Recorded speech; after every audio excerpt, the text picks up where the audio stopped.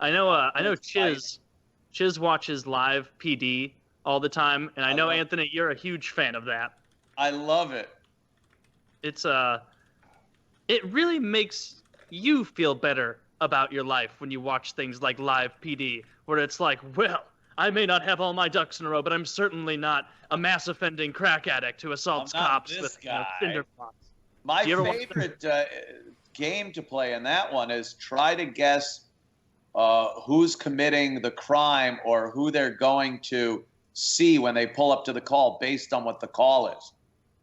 If it's a domestic, it's always white people with the wife beater and the drunk with the Molly Hatchet t-shirt on and the beer, yelling at each other. A knife, anything with a knife is usually Hispanic people. And you got to give African Americans the gun. You got to give them the gunfire. Or don't. Yeah, Mexicans are very stab friendly, and the excuses that come out of the white guy are always terrible because he can tell he's never dealt with the cops before. He's like, well, she broke my Leonard Skinner CD. That's not an excuse, sir. We want the black guy, like everybody's quiet when they get there. I don't know nothing. I don't know nothing. He's been through this shit before.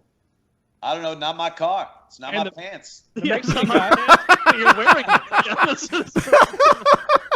the Mexican guy, no habla. They don't own anything. They don't fess up to anything. We found this brick of cocaine under the front seat. I don't know. Ain't my front seat. There's very few Asians on those shows. That's a very good observation. That's so racist. I think Jewish people are underrepresented as well. That's probably true too. Yeah. They're never like, there's a domestic at 5th and Broadway. Head over there, and there's some like, why you no listen? Yeah, you get out. You get back in the house. Like it's never that. Never a Vietnamese guy with a pan in his hand or some shit. Always. That's intentional, right? Over at Cops. I love Cops. Longest running drama I think out there, maybe. Oh yeah. They intentionally, they were like, guys, black people are way overrepresented on this show. You're going to have to put in a clip every episode of some white people doing some stupid shit, or we're going to be looked at as racist. So they're just like, maybe we could frame one? I don't know. Jesus Christ. They're not as fun. It's just what it is. Like, I know if I see a white guy getting arrested, it's probably just going to be your normal run-of-the-mill arrest. A black dude might run at any moment. That's always fun. They're wily too. You'll think everything's cool. Wily. Yeah. They're sneaky. Must be wary of them. Be wary of the black, because at any moment he can turn and produce a weapon. Jesus Christ. This happened in my hometown, right? Like the footage is on YouTube right now. If you search like Livonia police shooting, Lavonia, tiny town, Georgia, you'll find this shooting, right? They're at the Zaxby's chicken restaurant, which I love. Delicious fried chicken. And they pull this black guy is in the parking spot. They two cops. I knew both the cops talking to him. They're like, keep your hands out of your pockets though, sir. Keep your hands out of your pockets. He's like, oh, what? I am. I got nothing in my. He pulls his hands out of his pockets. And he's like, what? I ain't got nothing on my hands. As if there'd be paint on his, like gun residue would be on them, staining them red or something like that. And then sure enough, like a few seconds later, he's just like, they're like, oh, would you just step over here? And he just pulls a gun out of his fucking pocket and starts shooting them up right there. And they ended up catching him. And I know the cops there, so like I was texting with one of the cops, and I was like, what happened? He's like, well, he caught quite the beating later on. I bet. It's I don't understand. Like people will run from the cops, and then it's like, why'd you run? Why'd you run from the police? And the guy be like, well, my tire pressure was a couple of pounds low. I was scared that you guys were gonna. It's like it's the dumbest thing. Oh, I had a ticket already, a speeding ticket, and I let it lapse, and you were pulling me over. Yeah, now you're going to jail for evading the police. Yeah, if you have a speeding ticket that lapsed, they're probably going to go, are you aware you have another ticket out? And then you're going to go, oh, I didn't realize that. And they're going to go, well, there's another fine added. You're going to have to pay that right away. And then you're not going to go to prison. The opposite of that, of course, and Chiz and I have been up, like, LA is riddled with these scenarios, right? The late night high speed chases. Like sometimes there'll be a rash of them, 3 or 4 in a weekend, and there'll be the guy who's like, there'll be the guy who's like bank robber, or like this is his third strike or something, and he knows like when they catch him, it's game over. He's going away for like 20 to 40 years or something like that. So he's gonna have some fun. He's doing donuts in the middle of the highway. Like we literally see him lighting a joint up. Like the cop, his car has like exploded, right? It's not working anymore. He's stopped. The cops are surrounding him, guns drawn. He's in the fucking car lighting a joint up and getting sufficiently stoned before he like gets out with his hands up. I've seen it multiple times. Yeah. What's one more charge? Yeah, at that point. It's LA. He's fine. That's the only thing he's done that isn't illegal. My favorite ones are when the guy will get out and play the innocent routine, but he has like a Latin king's tattoo like right on his whole neck, and it's like, I know you don't work, at the local 7-Eleven or at a social services. Like you're clearly a bit of a ruffian. So. Yeah. So what do you do? MS-13 is tattooed on his face. Like I work with just kids, more volunteer work. 8 teardrops. I don't understand that.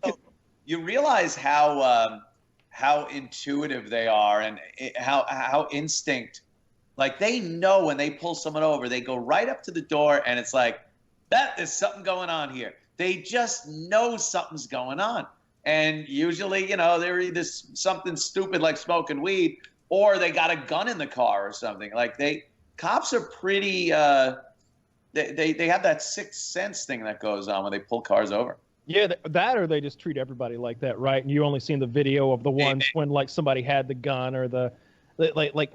I always feel bad for like some people. You'll see them try to keep up the front of like, oh yeah, we're not doing anything. Can we search the car?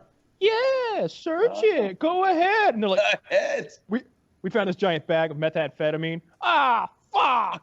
like, what do you think? They're the worst hide and seek players of all time? Like, it's a big bag of meth under your seat. It's not like in a hidden compartment like something from fucking The Wire, right? Yeah. It's just right there under the seat. And then there's the argument between the 3 people in the car about whose meth is it? You didn't tell them it was my meth. I absolutely did tell them it was your meth. And you're all going. Yeah, there's that. It says property of Pablo on the bag. when they ask him, can I search the vehicle? And they go, no. And he goes, well, then we're going to get Canine down here. And what does that mean? Well, my dog will sniff around, and I will determine, based on what my dog does, whether you have I love that. The dog has taken a shit. That's a signal that it smells something. I would ask, have you ever not searched the vehicle your dog has been in? Yeah. Because it's just like, oh, look at him. You see that there? That means means it's drugs. He's breathing through his nose. Well, his tongue Busted. came out for a second. Anyway. Yeah, so this tongue came out. I would say really fuck with him. Like, I'm going to get out the drug detection device. He comes out with a hairdryer. It's like, me. Oh, shit. Sir, Find it. I'm detecting drugs in your car. If you come forth with him right now, things will go, but shit, he got me. Like that scene in The Wire. You ever see The Wire where they've got the guy and they hook him up to like a copy machine and tell him it's a lie detector, and they like print out lie or something. It's like somebody's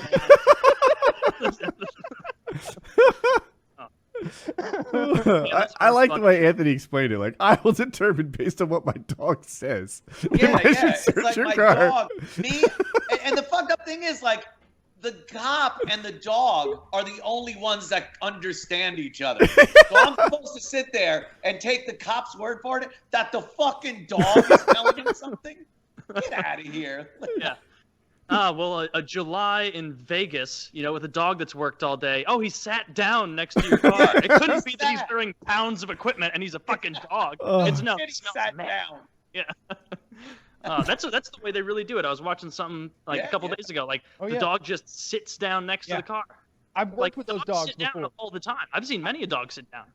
No, but these honestly, like these dogs are good at what does it constantly. I've been to the place where they train those dogs, and they would like put like fake marijuana on me, and they had like 8 holes in the wall, and one of the holes has the drugs in it, right? and the dog comes in, he sniffs each hole, and then he sits down in front of the right hole, and they reward the dog like a tennis ball popping out of the hole or whatever. Like, it's pretty legit, but they can make whatever the fuck they want. But it's the first thing you teach your fucking dog to do. Yeah, sit, boy, sit. Every dog does it. Sometimes there's no dog involved. Sometimes the cop just says, "I smelled marijuana." Yeah. How do I prove in court that he didn't? Nuh-uh. Yeah. He's using the nuh-uh defense. Shit. We've talked about it before. Are you familiar with the Shaggy defense? I think that's what it's called. Oh, the Shaggy defense. Yeah. No. It's that song. Like, I don't know the lyrics, but it's like, my wife caught me cheating on her in the bathroom. It wasn't me. Wasn't me. Yeah, it wasn't me. It wasn't me. Wasn't me. But she got me on camera. It wasn't me. It just keeps doing that. Oh, you're right. A Shaggy defense is a legal strategy in which the defendant flatly denies guilt despite overwhelming evidence against them, particularly a recording of them committing the act just by denying that they were the one witness to recording the committed act. And it's got a picture of Shaggy there. And if you really dig deep, I think it's actually the Eddie Murphy defense. Because that was an old bit of his where it just deny everything. And if your girl says, you know, I saw you walking out of the hotel with another girl. You looked right at me. I saw you. And he goes, wasn't me. So I think Eddie Murphy actually did it before Shaggy. But no, we saw you with a transvestite parked in your car at 4:30 in the morning, Mr. Murphy. With your penis in her mouth. Wasn't me. Wasn't me. Wasn't me. I'm the donkey from Shrek. I wouldn't be doing that shit. Spurless charges. Spurless. Oh, that's an interesting legal defense. I doubt it. Not a lot of sections on here on successful, uses of this strategy. Shaggy defense. Yeah. Yeah, Shaggy defense and forensics. Yeah, kind of difficult to beat forensics. Unless you're Johnny Cochran. Maybe Johnny Cochran. But, yeah.